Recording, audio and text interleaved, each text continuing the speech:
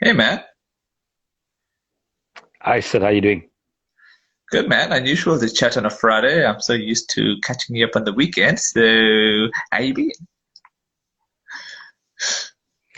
Yeah, feeling much better. Feeling much better. I think the flu took a bit out of me, but yeah, body's doing well. As long as you didn't have the virus, that's the main thing. Because damn, that's a nasty piece of work. Yeah, it is nasty. Yeah, I guess just resting, taking meds and stuff, and yeah, that helped. So Hmm. yeah, feeling much better than what I was last week. Okay. Try to remember. Did we discuss the drawn series between South Africa and India for the T20? I'm just trying to revisit that quickly on my last channel. And if we didn't, we could just briefly just say that I think it's a series where I think both teams would have felt that they had a lucky break because one team started 2-0 on Heart of Fire, then India came back great, make it 2-all. Then I think whichever side would have won the series would have felt disappointed. So I think it was a lucky break for both sides. So I think fair result. Yeah, I'd say fair result. I think it's a bit of a seesaw series. If you look at how the Proteas played in the first two games, they were clinical. They were clinical in their skill set, and then uh, in the next two games they really fell short. I felt well. You have to say different conditions, so they were tested, no doubt about it. They were tested, but I mean, 2-2. If I look at it, hey, you take that in India. Hey, you really take that in India. Mm, I mean, it's a tough place. mm. It's a tough place to two, and 2-2 is it's a pretty good result. Uh, I'd say for both teams, but a part of me feels that I think India probably got more out of the series than the Proteas because I think the Proteas were missing some really key players and they didn't get a chance to see how they would have performed, due to COVID and some other sort of reasons. But India, they definitely use the series as trying to what you call test their bench strength, Mm, mm. and I don't think they 100% where they need to be. I think there's a Mm. few things that they need to obviously work on. I think the bowling Yeah, it wasn't their full strength as well. side. It wasn't their full strength side. So even if India had lost the series, it wouldn't have really hurt them. But though I think because of their proud history at home, they wouldn't have wanted to lose either way. So I think both sides. That's why I'm saying it's like a lucky break because whoever would have won the series would have felt disappointed either way, considering where they were. Yeah, So yeah. I think disappointing that we didn't get a sort of result game, and obviously the rain came in, and but I mean, Mm, if you look at it, you would say that not neither team played well enough to win the series. I'd say they had their moments. They had their yeah. moments, and yeah, it ended off 2-2. So yeah, you could say neither team did enough to win the Mm, series in the end, and it's probably a fair yeah. result. Okay, so when I look at what we discussed last week, there's still quite a bit of cricket to catch up to, so we're not gonna go too long into it. So England won the series 3-0 against New Zealand. It's been a wow, what a transformation between Stokes and McCullum. I think only this combination could have done this because if I look at the series as a whole, it could have gone either way. It looks like a flattering result because, England played well, don't get me wrong, but I think had Root been captain, I think the scoreline could have been easily 2-1 to New Zealand because New Zealand set some really competitive scores to chase. It's not like they were rubbish targets. So I guess it's good for cricket to see England doing well. Yeah, and I think disappointment is something that could have been done a year ago, and only God knows what a fantastic Ashes series we probably might have had McCullum being in the job prior to that. But having said that, yeah, it's a total transformation from England.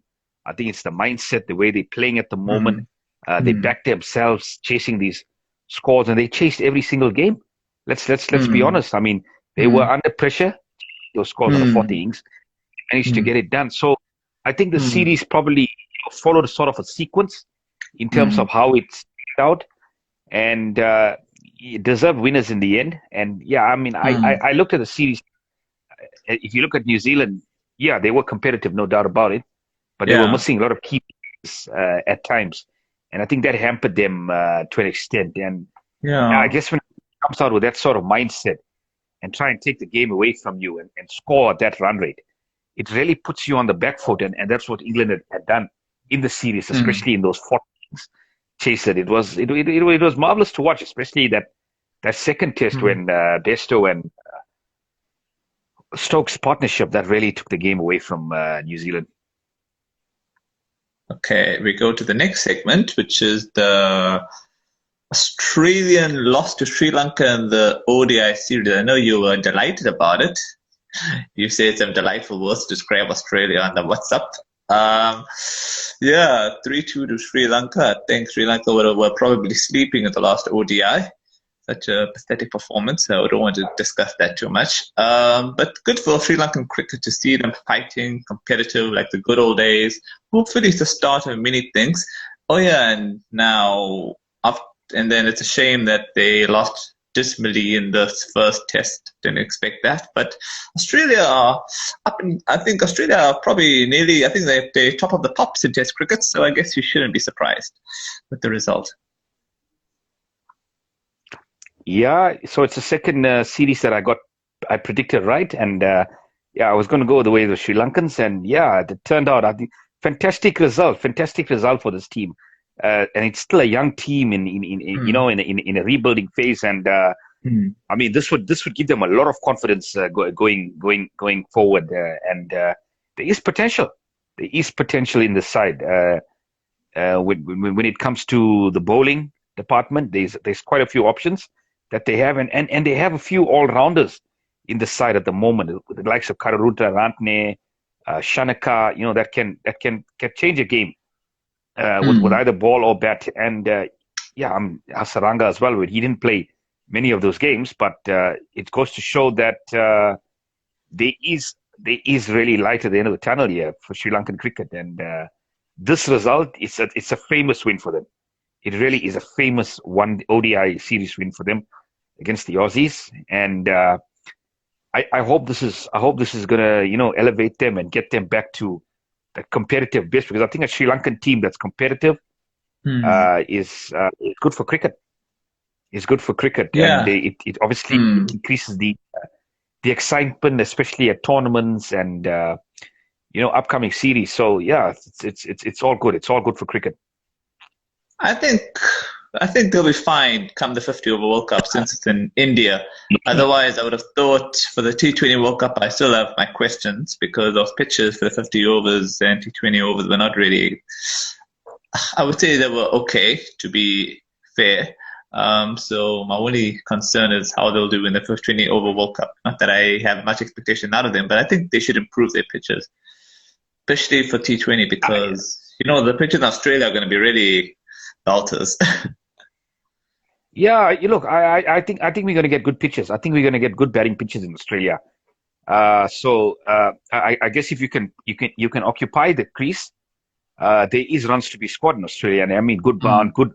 good quick outfields, and yeah, I mean these guys are pros now at trying to clear the fences. So the if I'm looking at Sri Lanka at the moment, yeah, probably not one of the sides that you'd want to fancy at this World Cup.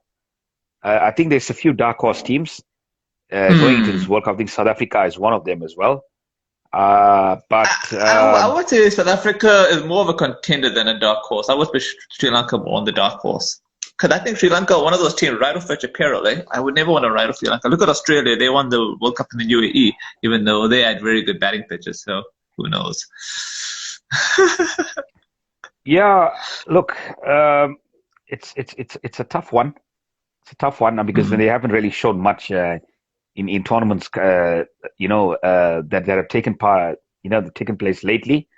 So Hmm. this is obviously a big tournament for them, Yeah. and yeah, dark horses. I mean, you can never count them out, but I think they're in Group B, if I'm not mistaken. Is it Group B or Group Hmm. A? Uh, Yeah. Good yeah, you've question. got Yeah. you've got Yeah. you've got But England as it's been well, really, eh? Yeah, I guess when we get closer to the World Cup, we can get into that discussion. That's a Yeah, long yeah. story. So, I Up mean, here. look, it's a challenging group, hey. It's a really really challenging group. That so Hmm. Hmm. yeah, Any group yeah, is challenging. it's really Uh, really challenging. yeah, I'm just trying Mm. to look at this first test quickly. 113 all out. Sheesh, yeah, that's pretty bad. Trying to see now. How did they collapse so bad? Oh, I see now. Oh, 4 wickets for Nathan Lyons. Nice to see him doing well. Travis Head, who would have thought him getting 4 wickets? Sheesh. And the 2 wickets. So all the spinners picked up the wickets. Imagine a subcontinental team that's supposed to be good on spin, losing all 10 wickets to spin. Disgusting. Yeah, this was a really disappointing performance. I mean, after the ODI series where they really really I would say really played above their weight in those in home conditions as well. But I mean, Australia are a strong side. I mean, you never Hmm. can discount Australia, and come out and beat this Australian team the way they did. Was amazing to watch. And yeah, I think this was probably something that they probably took a step back in this game. Yeah. However, I thought for a large part of this game they were actually in it. Hey, Hmm. Hmm. Hmm. until uh, third innings collapsed of 113. And I mean, I just woke up this morning and I saw the I saw the scorecard and I was stunned that Yeah, they and look almost at the they left run two rate, wickets in the test. 4.94 runs and over there. The only good thing about the 113 all out was their run rate, 4.94. Otherwise, there's nothing to write home about. Yeah, I mean, it was really insane to see that, man. 23 overs, 113 all out. I mean, as you say, the run rate was pretty good. It was like sort of like an ODI run rate that you'd see. And Mm. yeah, I guess the pitch got tougher and tougher. It was kind of getting tougher, and you'd say that Australian score in the first innings was a pretty good score now of Mm. 321. It's a pretty decent score. Mm. Yeah, but you still would have hoped Sri Lanka would have made 300 and make a game out of it, make defend like nearly 200 because anything could have happened on that pitch. But it's okay. We still got another test match, so they can draw the series against this mighty Australia. It's a pretty good big achievement for Sri Lanka, I think. Absolutely, yeah, absolutely. If they can draw this 1-1, it's a fantastic result. But I think it's about doing the basics right. So I think it's a little bit back to the drawing board now and try and see how you can actually get a good first innings total, because a good first innings Yeah, total will probably yeah. get them back in the side, back in the They're game. having two test matches at the same venue, so Sri Lanka pretty much know what they need to do, and I think Australia also know what they pretty much need to do. I think Sri Lanka must have probably done Australia a favor because all the pitches were turning in the one day series, and I think Australia mentioned it that because the pitches were turning, it was giving them nice preparation. So maybe Sri Lanka should have mixed and matched their pitches a bit. Have one belter, have one spinning belter spinner, keep them on their toes. Otherwise, they make it kind of easy for the touring side to prepare in a way because you know they kind of become used to it. Unless that's just me. Yeah, I guess I guess any result pitch in a test match is a good thing for cricket, because Mm. I think if we had a draw like what we saw in the Pakistan series with all those belted pitches, it's not a good advertisement for the game. Hmm. So I think it's Hmm. all about application at the end of the day. If, Yeah. if they apply themselves the way they should have applied them, like, as you said, 300. I think anything over 200 would have been difficult to chase on that wicket. So Hmm. all Sri Lanka had to do was get around 180, 200 lead, and they really in the game with their spinners. They really in this test match with their spinners. So I think they let Hmm. themselves down there time, because this was a Yeah. pretty good opportunity to get a lead and then put Australia in and really put them under the pump. And I think they missed out on this opportunity. But having said that, I think I probably know where they went wrong, and they'll try and rectify it in the second test. Okay. Oh, okay. This is actually unusual. Okay, I didn't actually realize that the series between Bangladesh and West Indies is still going on. They still got T20s and ODIs to do. But but yeah, well done to West Indies for clinically beating Bangladesh 2-0 in the Test series. I was hoping for it to be a lot competitive, considering how Bangladesh compete in South Africa, but damn, they were crushed. Yeah, I think those pitches were a bit too spicy for them, eh? Because yeah, Yeah. some of those dismissals were really sheer fast bowling, and Mm. yeah, I mean, credit to the Windies. I think they play to their strengths there, and then fast bowling is their strength. And they set these pitches, and Mm. yeah, some good runs from some of the players, Brathwaite, Myers. So yeah, look, it's a step in the right direction for the Windies. It hasn't been a happy sort of format for them, Test cricket, but I think it's been a pretty decent year for them in Test cricket.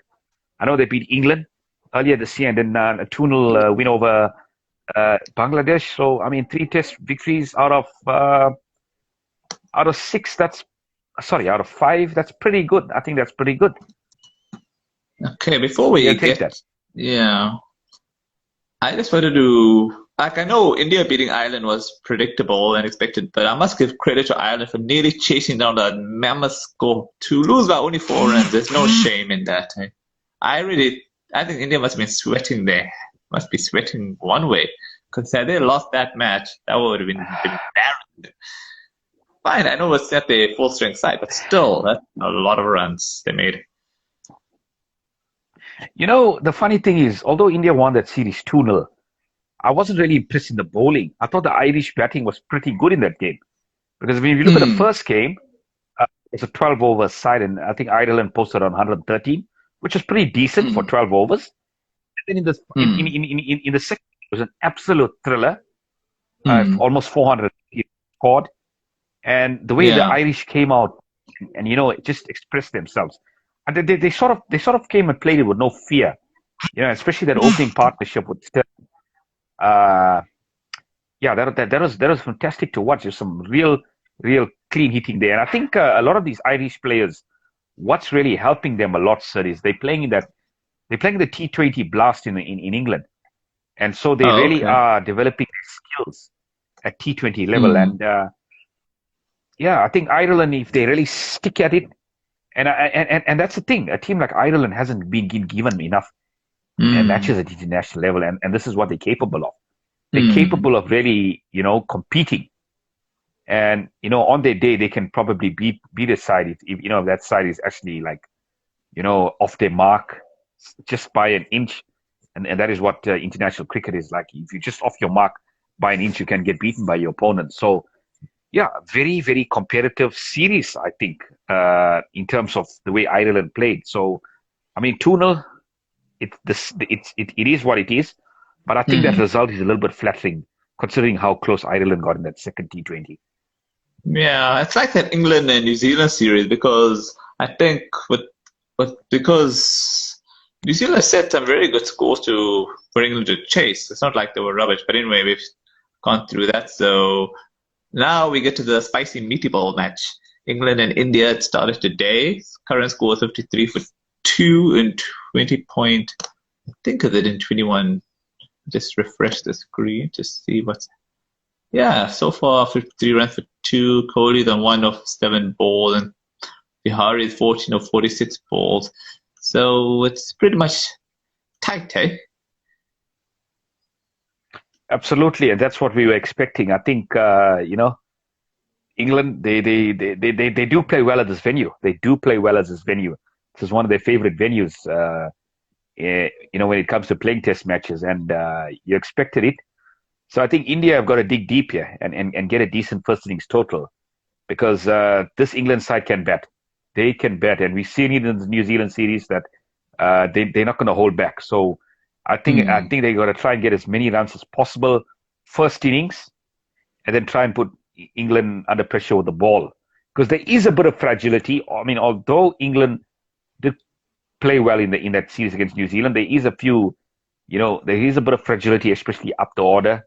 I think Hmm. the opening partnership wasn't the best in that series against New Zealand. I think New Zealand really did well with the new ball. However, they really came unstuck in that middle order and lower middle order. So I think that's where England's strength is. England's strength is actually in that middle order to lower order. Hmm. That's where they really do score the bulk of their runs. And I mean, I just want to say this. I mean, Joe Root. I mean, this guy is absolutely on fire.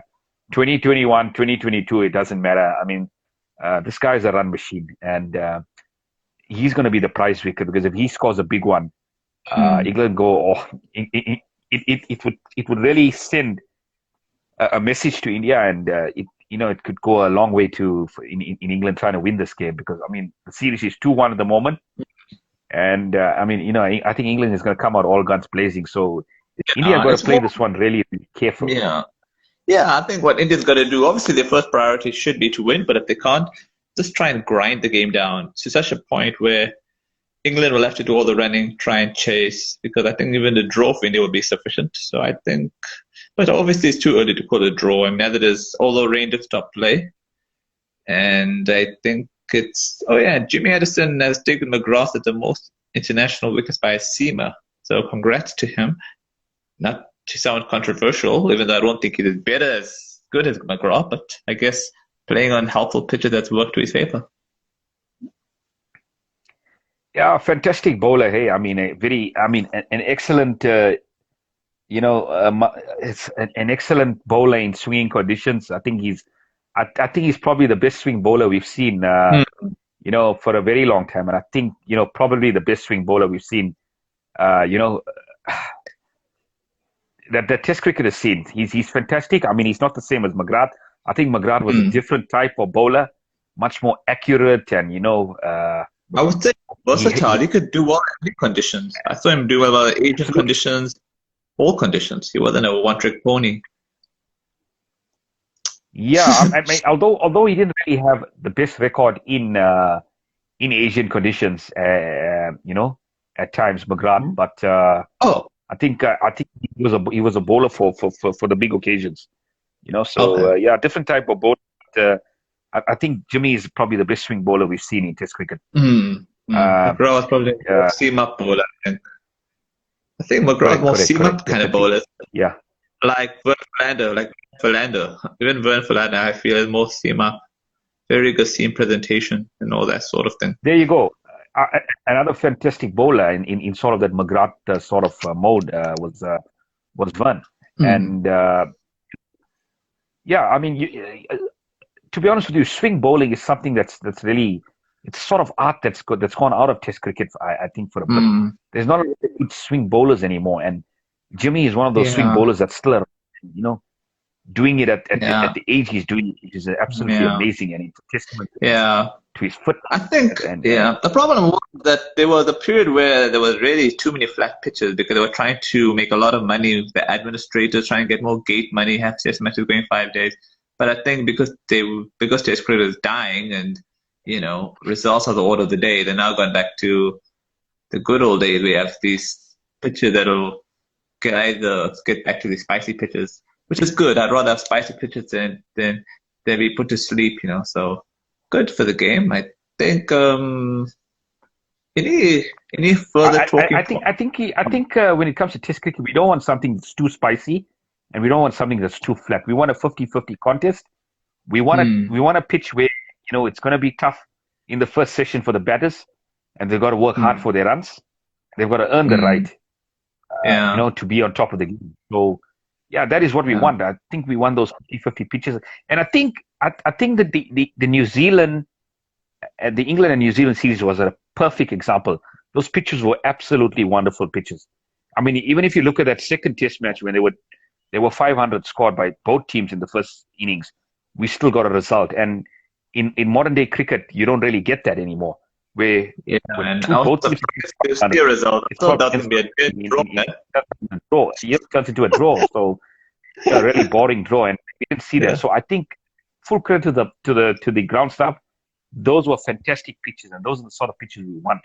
Something in it for the bowlers with a new ball, and then the batsman's got to work.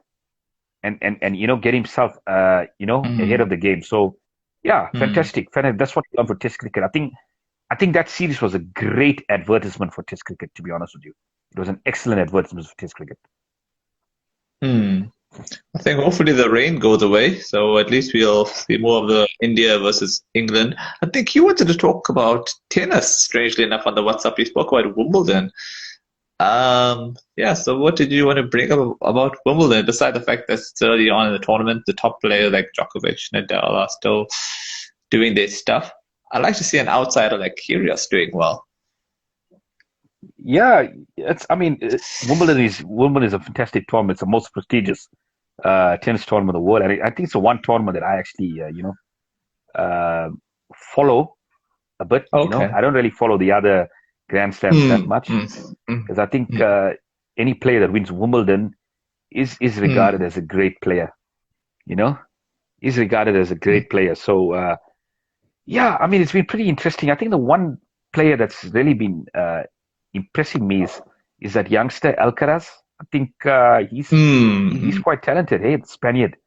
So I mean, you've got Yeah. it's a pity that Federer is not here. I mean, I'm a huge Yeah. Federer Me fan, and I too. think he's the king Yeah. of the grass courts. And yeah, it's disappointing. Serena, Hmm. yeah, it was a big shock. Hey, first round exit, Yeah. Yeah. But she hasn't played in a SW19. Yeah, you while. don't really see that. And Oh. But she one of hasn't the played in a icons while. of the So game.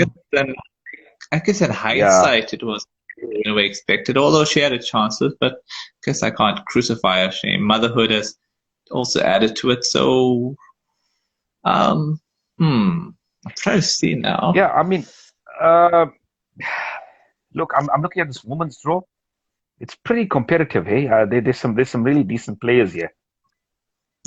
Yeah, man. I think that lady Swatek, I don't know how to pronounce her name, Iga Swatek. I Swiatek, think yes, she's number, correct. yeah, she's number Yeah, one. I think I wouldn't be surprised if she she's wins the number one tournament. ranked. I mean, to be honest, Yeah, she's still a I wouldn't be. youngster. I mean, Yeah, she's yeah, still pretty young. So, yeah, one of those up and coming stars. But I mean, she did win the Roland Garros, which is a yeah. pretty difficult tournament to win. Hmm. So uh, she's obviously going to be up there. And then I think Hmm. there's a few others that we can mention. Hmm. Trying to look at today. Oh yeah, Kerber's playing today. Even a Kerber, the contender for this grass. Haven't even looked at her recently. And then there's um. Oh, okay. I think yeah. I think Kerber's. I don't know if you know much about Kerber. She's won Wimbledon before, so she could Yes, also yes, step up. yes, yes. Angelique Kerber, the German. Yeah, Yeah, and and I think sorry, who was I think it's the Czech.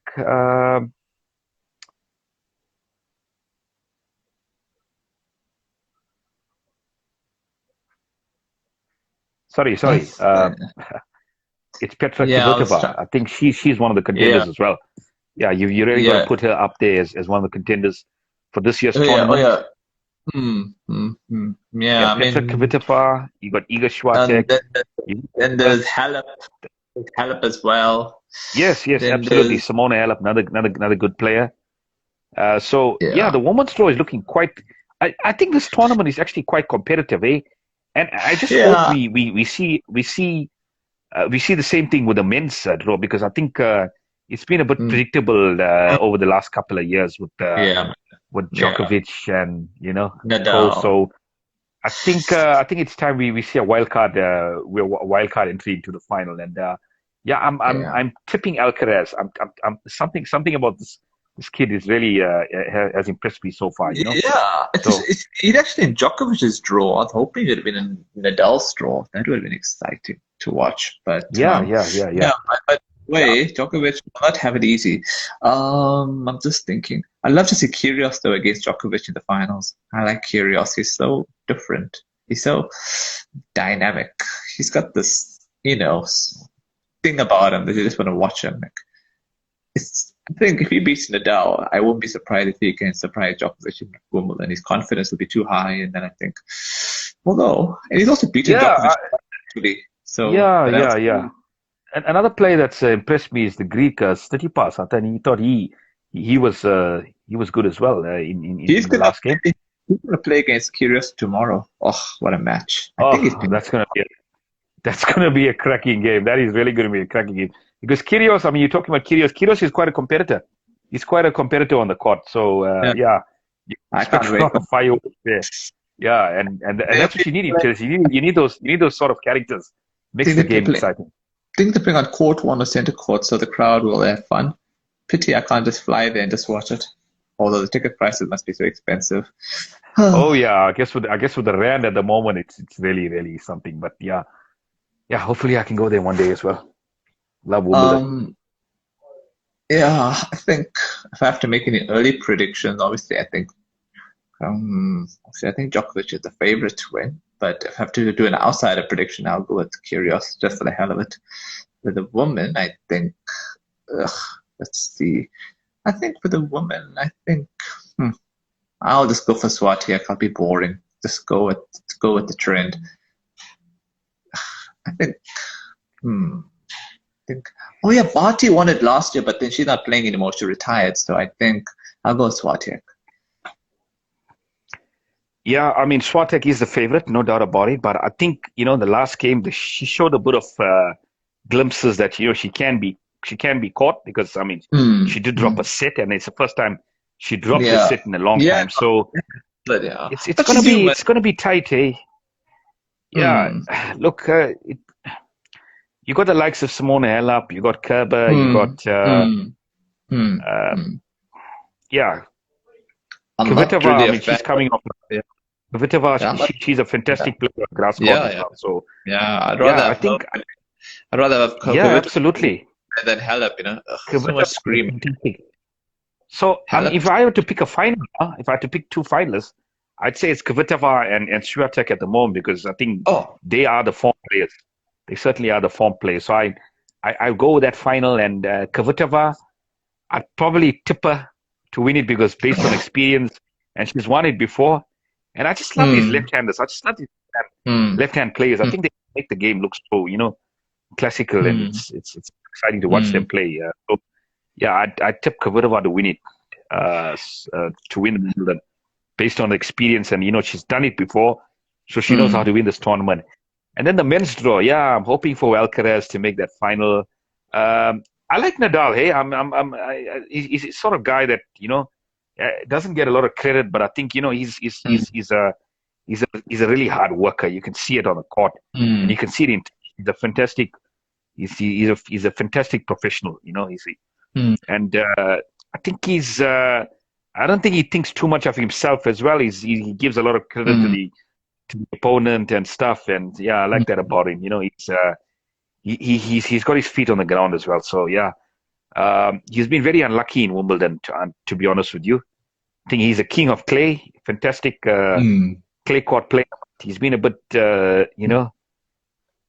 unlucky at Wimbledon because I mean he had two fantastic players, Federer that has been dominating for so long, and one of the all-time greats, and then Djokovic.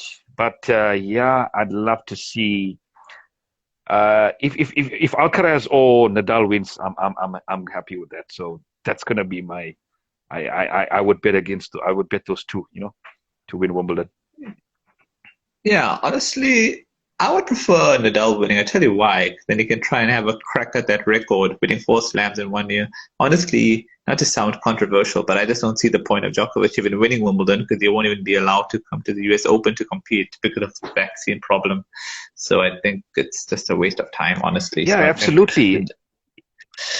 Yeah. No, it's good that you brought that up because I mean, he did win the Aussie Open earlier this year, and then he won Roland Garros. So I mean, this Mhm. could be an epic year for him because I mean, if he goes on to win Wimbledon, Nadal goes on to win Wimbledon. I think I mean it's going to be difficult to stop him at the U.S. Open. So I mean, he's going to be a real front runner. So Yeah. yeah, Unless, love to unless see we him win it. replay Eh? them in And the final of the US Open. That's never happened before, so that'll be nice to watch. yeah. So yeah, so those are probably my two favorites at the moment. I like Alcaraz and Nadal, the two Spaniards.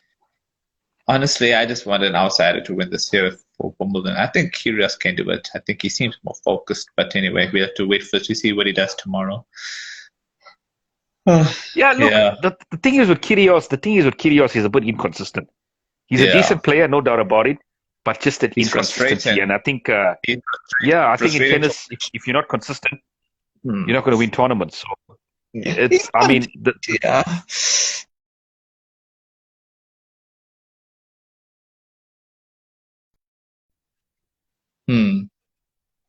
Hmm. Yeah. Every game is a potential knockout. So you've got to be Yeah. on top of your game. And people really don't realize how difficult it is to be a tennis player because, I mean, as I Hmm. said, if it's an absolute knockout, you got to be on top of your game, day in, day out, week in, week out, month Hmm. in, month out, in, year out to stay on the top of those rankings and win those and be in contention for these Yeah. Grand Slams. So yeah, I mean, it's hey, dude, it's one of the most difficult games out there in terms of staying fit, having that agility, having that speed.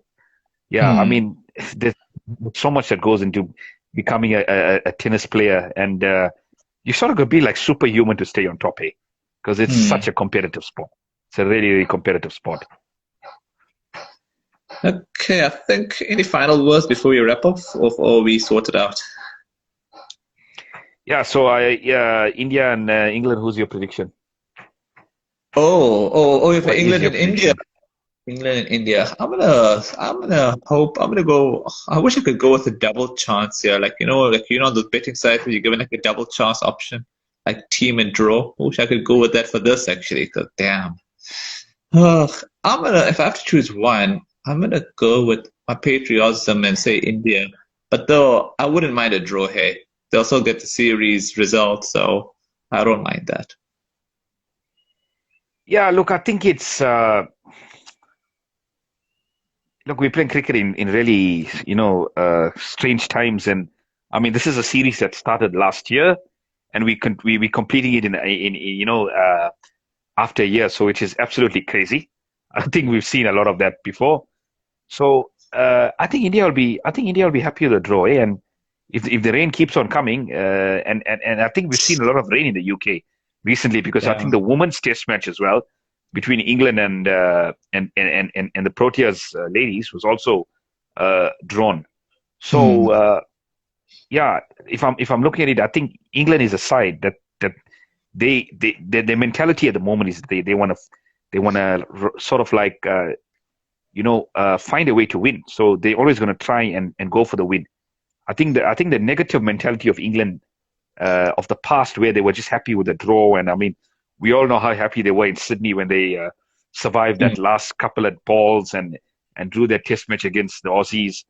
I think that England is gone now. I think this England side here are going to push for a win no matter what. They're going to But push for if a win no you, matter what, yeah. But no if you matter think what about, the situation. yeah.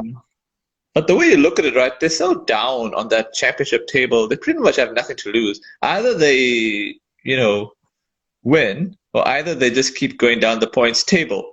So it's like they got nothing to lose, really. So I think these wins only help them build up that ranking. So I think it's a nice situation to be because you've become more dangerous because you really got nothing to lose mentality. Otherwise, if they're on top Yeah, of the table, I then you I, have to be more I just want careful. to ask you a question. Are you friends with Mhm. Baz McCullum? I think that's exactly what he told this England side. That guys, you got nothing to lose. You know, might as well just go for it. Go for it I every game. You wish. got nothing because I got a I wish feeling I that is was. exactly. I got a feeling that is exactly what he said to his side. You know what, guys? You write down on that table. The only way Hmm. you can go is up. So the Yeah. rest of the year, you've got those numbers of test matches. You're going to try and win every single one of them. And I think that's the mentality that England have at the Hmm. moment. I think they're just going to go out there and try and win the game. Hmm. So I can see two results in this game at the moment. If it keeps on raining, it's going to be a Yeah. draw, and India are going to win the series. Or if we got enough time in this game to get a result, England will try and push for it. So you're going with Michael Vaughan to England to hammer India. It's not going to be a hammer. It'll be much closer. It'll be much closer. But Yeah, yeah. if India, if I guess if they play the game, the way it should be played, and take into account the weather and stuff, I think this could end in a draw, and obviously Indian win the series. Hmm. Or I mean, this England side, they've changed. Their mindset has changed. They want to go for a win. So uh, Yeah. they will look at it tomorrow. I mean, they will see how much of time they have in the game, and I mean, we've seen in the New Zealand series, they go up to 4.5, 5 and over, sometimes 5.5. So I mean, that's crazy. This is Test match Hmm. cricket, and they're scoring at these run rates. So Yeah, that's how I see it. I see these two results at the moment, Hmm. potentially. Yeah. Not to be controversial, but I think India deserves the series to win. They played the better cricket when they were in the UK last year, so I think it'll only be fair so that they. Otherwise, I feel a drawn series is a bit of a sour taste because they had played the better series Uh, considering the whole. So I would prefer. I don't but mind if the they draw draw the series. series, they won't take the trophy as well because they won in India. India won the Test series in India. Will it be retained, or how does it work now? What you mean? No, no, No, I mean, no, if the no, series no. is 2-2, if the series is Sorry. 2-2, then India Yeah. will retain the trophy. Am I right by saying that? Or are they going to share the Uh, trophy? I know. I think Interesting. England. I think wouldn't England take the trophy because they won the. Oh yeah, I think you're right. I think India won the series. Oh yeah, I think India would keep the trophy because they won the series in India. Yeah, you're right. Good So I memory. think it's either. I think this Test match is a bit kind of. You're looking at this Indian side at the moment. Yeah, of course, it'll be a fantastic to win the series. But however, if they don't win the series, it's not the worst Yeah, result as well. The 2-2 in yeah, England is a good yeah. result. But the big prize is to have it in England. Have a double thing over the pom poms. So that's how I look at it. Yeah. Yes. Absolutely. That's, No, I that's how agree I with look. what you're saying. I would prefer.